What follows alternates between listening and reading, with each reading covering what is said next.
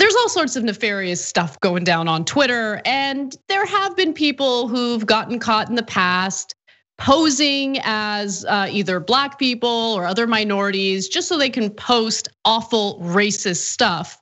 And now we're learning that a white male faculty member from the University of New Hampshire did the same and has resigned after getting caught. So he was posing as a female immigrant of color on Twitter and then proceeded to not just post racist and sexist things, he also was specifically harassing and bullying people who were calling for diversity in certain areas, and like literally harassing people. So there was an investigation, and unfortunately, I wish I knew more details about how the university was able to uncover the real identity of this account. But they did in fact uncover the identity of the account, and here's what we know. The professor reportedly used the account to bully and target people aspiring to have more diversity in fields like mathematics, engineering, and technology while using a fake immigrant background. He also discouraged conversations about racial justice following the murder of George Floyd. Most of his targets were women of color. So the University of New Hampshire president, James Dean Jr. announced and confirmed that in a letter that this professor, or this faculty member, I should say, has resigned. And here's what the statement was. While we are limited in what we can say in order to protect the privacy of all involved, we can share that the faculty member chose to resign when the university concluded that the conduct exhibited was not consistent with the university's values. Well, I should hope not. And our expectation that every faculty member contribute to a professional academic environment free of intimidation and harassment. Just to give you a taste of the stuff that this guy was posting, he posted, "I was successful in removing all woke terminology from the statement, including anti-racism, white supremacy, white privilege, and claims of systemic racism." So this guy was apparently like really, like his fifis were hurt just based on people discussing these things on social media. It's kind of amazing. Yeah, I want you to know, he apparently said much worse things, and that's what the university was concerned about. But he nuked his account as soon as he got caught. So the media didn't get a chance to get some of what was referred to as racist, sexist, and transphobic comments. So the reason I love this story is because I love it when frauds get exposed on social media. So I remember when I first started seeing people where I was like, I don't think that person is who they claim they are, right? And it was usually like, oh, I'm a Black Muslim transgender person, and I think that Islam is the worst and most violent religion, and Black people should be put in jail preemptively. And I don't want any trans people in my bathroom.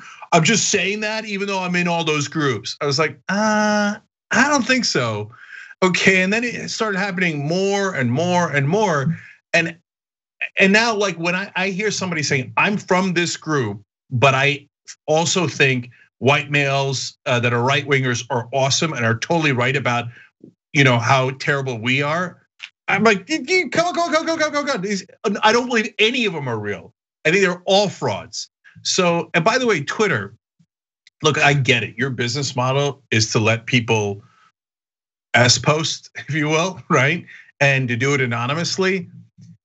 But the fact that you know who all these folks are, and I don't know. Look, I know that that's a touchy topic, and I know there's some on the left who say, no, everybody should remain anonymous, and we should all be able to pretend we're Liberace. What an old school reference for no reason in the middle of this. You're a real trendsetter, Jake. You're a real trendsetter with Liberace. Liberace, where did that come from? Anyway, but yeah, so if you see someone online pretending, I'm a Latino woman, and I just think Latino women shouldn't get jobs at this particular university, ain't no Latino woman. No, Cenk, I think we should always take those kinds of accounts seriously. In addition to accounts that were created literally a week ago to push some propaganda that's coming from the right wing and make us think that it's actually coming from a true progressive, someone who genuinely supports Bernie Sanders and Nina Turner, but just happens to think that we should work with Oath Keepers and Boogaloo Boys because they're our real friends and they're going to help us achieve Medicare for all. We should believe those accounts too. Yeah, by the way, that also happens, and we did that story last week. And by the way, that's gotten an interesting reaction. And so people who are like, well, look, I'm a nurse, but I really don't think nurses should be protected. I've been fighting for Medicare for all my life, but I actually think we should completely get rid of the government. Wait, what? That doesn't make any sense, right? So there's tons of these frauds online. It's impossible to uncover all of them, but every time somebody gets one of them, I'm like, yes. Oh, and by the way, super last thing on that, and just if they really are somebody who is a minority or a woman speaking out against other minorities or women, believe me, they're going to be public. You're going to see them. There aren't that many of them. They get paid a ton of money. So like Candace Owens, you think she's hiding? She ain't hiding. She's not an anonymous Twitter account. She's like, I'm black and a woman and I'll sell out blacks and women. They're like, great, you get $1 million. Well, actually way more. Dave Rubin, I will pretend to be a liberal and I'm gay and I'll sell out those people. You get $1 million. I mean, they all get literally millions upon millions of dollars for selling people out. So if they were real, they would be very visible. Almost everyone else is just a right-wing white male pretending to be someone they're not. So I just have one final thing to mention about this story because I actually think this is wrong. The faculty member who did this is being protected by the university. They're not revealing, and news reports are not reporting the name of this faculty member. And there are some students who are upset about this. They're saying that this person's identity should be revealed. And I happen to agree with them. Where do you stand on that? Look, I think that one's tougher, and I'll tell you why. So obviously, as you can tell from this story, I'm not a fan of the guy. So, and I hate what he does in terms of lying and then attacking the powerless. And he's got a STEM job, and he's telling people that women, there's plenty of women in STEM like him, quote unquote, right?